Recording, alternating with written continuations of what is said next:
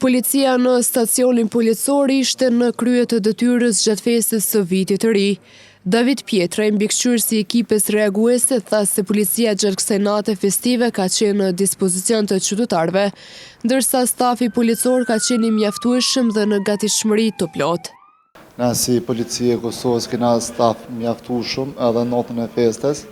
Kena staf mjaftueshëm policor për me presu çdo nevojë dhe çdo kërkesë edhe me ofru ndihmë qytetare për tërë komunën e Gjakovës.